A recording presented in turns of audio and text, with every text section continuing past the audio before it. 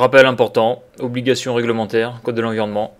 Pour intervenir sur un circuit frigorifique, il faut que l'entreprise soit titulaire de l'attestation de capacité et que l'intervenant soit titulaire de l'attestation à la manipulation des fluides frigorigènes. Le port des équipements de protection individuelle est nécessaire pour intervenir sur le circuit électrique et frigorifique. Dans cette vidéo, je vais vous faire part d'un petit retour d'expérience. Alors je suis appelé pour intervenir sur une pompe à chaleur SIAT. Cette pompe à chaleur sert à chauffer un bassin, donc d'une piscine qui ne fonctionne que l'été, donc c'est un bassin ouvert.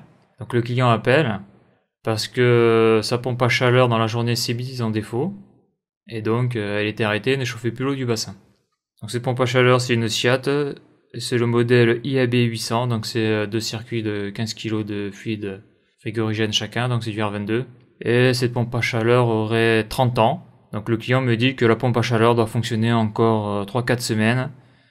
Elle doit finir la saison et après elle sera remplacée par une pompe à chaleur récente. Alors j'arrive dans la salle des machines, je vois que la pompe à chaleur fonctionne dans le sens où je le montrerai à la fin de la vidéo, mais sur l'échangeur à plaque j'ai plus de 45 degrés. Donc le client me dit que en acquittant le défaut plusieurs fois, la pompe à chaleur est repartie dans la soirée. Donc j'arrive, j'ouvre l'armoire, qui est dans la salle des machines, la pompe à chaleur est sur le toit. Et donc je vois là ce qu'on peut voir sur la photo et je vois surtout que il n'y a pas de schéma électrique au niveau de cette armoire-là.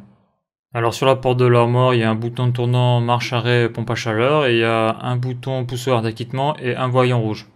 Donc le voyant rouge je n'ai pas repéré, mais on peut imaginer que c'est un voyant de défaut. Donc je vois quand même que le voyant rouge est toujours allumé, mais je vois aussi que la pompe à chaleur fonctionne. Donc on voit dans l'armoire différents appareils. Sur cette photo, on voit un appareil que je n'avais jamais rencontré avant dans une salle des machines ou dans une armoire électrique. C'est le SE4TV de Staffa Control System. Bon, après on voit que c'est très vieux, donc je touche à rien, je regarde, j'observe.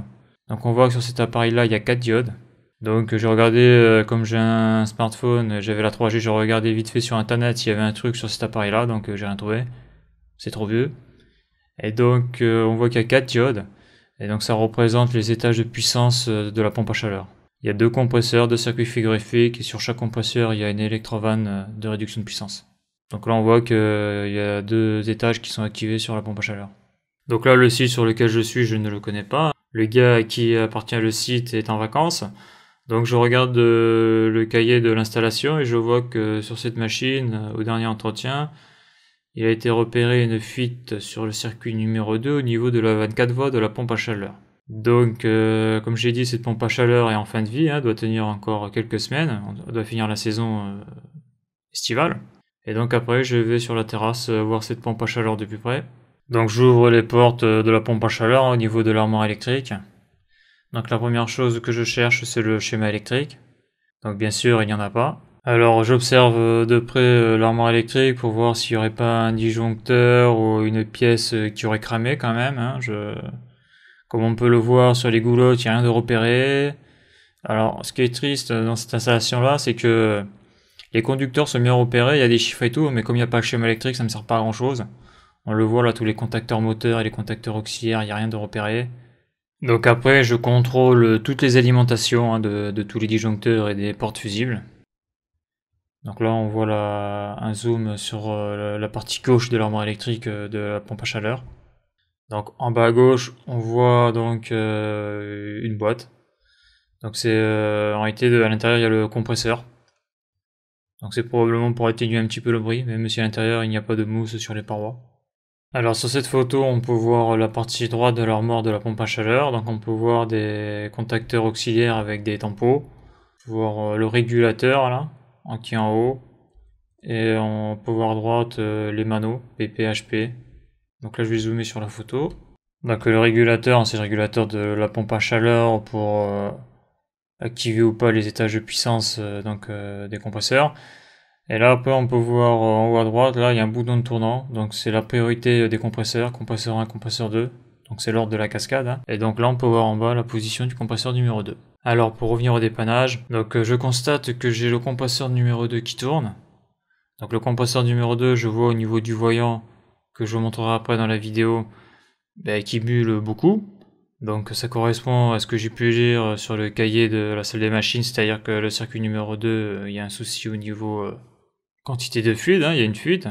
Donc cette fuite, on va le voir sur une photo après, elle est sur la 24 voies, mais la 24 voies est complètement inaccessible sur cette machine.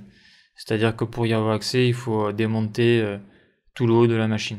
Et donc je vois sur le bouton de tournant de l'armoire, donc à l'intérieur, là en haut à droite de l'armoire électrique, je vois la priorité cascade, donc c'est-à-dire compresseur 1, compresseur 2, compresseur 2, compresseur 1, et là je vois que le compresseur 1 est prioritaire, mais je constate que c'est le 2 qui tourne. Et justement, moi ce que je veux, c'est désactiver le compresseur numéro 2 et tourner que sur le numéro 1. C'est-à-dire le circuit qui a l'air de bien fonctionner. Donc comme le compresseur numéro 1 ne veut pas fonctionner, hein, donc je reste devant, je vois que la machine fait ses cycles, mais je ne démarre jamais sur le 1. Donc je pense au pressostat différentiel manque d'huile, hein, donc qui est rarement manuel. Donc là je démonte les petits carters de protection là pour voir un petit peu si le pressostat est déclenché. Donc on peut voir le pressostat différentiel manque d'huile là, donc c'est là où il y a le petit bouton rouge là, le petit boîtier blanc là. Donc j'appuie dessus, je constate qu'il était déjà enclenché, donc qu'il n'y avait pas de défaut d'huile. Bon, j'attends toujours, hein, la machine fait ses cycles et je constate toujours que le compresseur numéro 1 ne fonctionne pas. Alors que d'après le bouton de commande de l'armoire, je devrais démarrer d'abord sur le 1 et après sur le 2. Alors je veux couper le compresseur numéro 2 parce que déjà par rapport à ce que m'avait dit le client, donc la pompe à chaleur avait été complètement à l'arrêt, donc en défaut. Donc je sais pas si au niveau du contrôle commande de cette machine, vu que j'ai pas de schéma électrique, j'ai rien. Par exemple, si le compresseur se met en défaut, est-ce que la centrale, la pompe à chaleur se met entièrement en défaut? La logique voudrait que non, mais bon, les vieilles machines, faut s'en méfier, hein. La logique de l'époque, c'est pas la même qu'aujourd'hui. Et donc, je vais absolument couper ce compresseur numéro 2, car peut-être par le biais du manque de fluide, peut-être que la température au foulement est trop élevée, en tout cas quand la température extérieure est élevée, et ce qui fait que elle se met en défaut. Bon, même ici, c'est une pompe à chaleur qui est en mode chaud, hein, donc la piscine, on la chauffe, on la refroidit pas. Donc au niveau du condenseur, c'est l'eau de piscine qui arrive dessus, pour le bien échangeur à plaque bien sûr. L'évaporateur, donc la pompe à chaleur, sa batterie, donc c'est l'évaporateur. Le digivrage avait l'air de fonctionner vu que quand je suis arrivé il n'y avait pas de glace, il n'y avait rien du tout. Et donc pour couper le compresseur numéro 2, donc il y a plusieurs méthodes. Hein. Suivant les machines, des fois on n'a pas le choix de la cascade, donc on est obligé de couper vos disjoncteurs de puissance. Mais bon, vu qu'il est vieux, j'ose pas trop y toucher. Dans le sens où si j'y touche, j'ai pas envie qu'il me reste dans les mains. Des fois, ça arrive avec les vieilles machines. Donc là, je vois en haut à droite de l'armoire là qu'il y a des boutons, groupe 1, groupe 2. Et on voit le bouton tournant 1, 2, donc priorité groupe 1, groupe 2, groupe 2, groupe 1. Donc je coupe au niveau de l'interrupteur là qu'on peut voir groupe 2. Je le descends. Et donc ça a pour conséquence que le compresseur numéro 2, en tout cas la commande est coupée, donc il ne fonctionne plus. Il reste arrêté.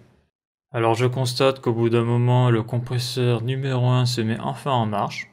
Le 2 ne marche plus, comme j'ai coupé. Donc après un certain temps, je vois qu'en régime établi sur la ligne liquide, le voyant est plein, il n'y a pas de bulle. Donc le circuit numéro 1 a l'air de fonctionner correctement. Dans la salle des machines, je constate qu'en réacquittant le défaut, j'ai enfin mon voyant rouge qui s'éteint. Donc ça c'est bon signe. Donc maintenant je sais que comme le numéro 2 ne fonctionne plus, je sais qu'il pourra plus se mettre en défaut et donc là, j'en déduis que je devrais plus avoir de problème avec le compresseur numéro 2. Il ne pourra plus se mettre en défaut vu qu'il est désactivé. Donc là on peut voir sur cette photo la vanne 4 voies donc, du compresseur numéro 1. Et sur l'autre photo on peut voir la vanne 4 voies du compresseur numéro 2. Donc il me semble que c'est la vanne du compresseur numéro 2. Donc là on le voit pas trop parce que là j'ai zoomé sur la 24 voies mais de l'extérieur elle est inaccessible, on peut même pas la toucher.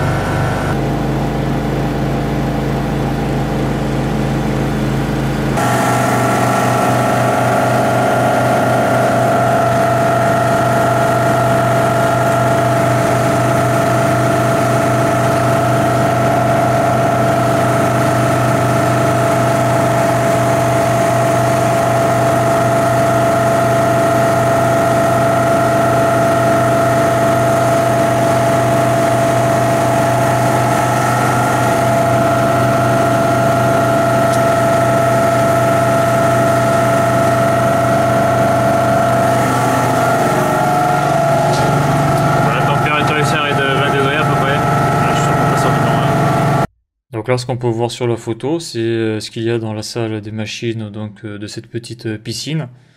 Donc là, on peut voir les deux gros tuyaux blancs qui sont verticaux.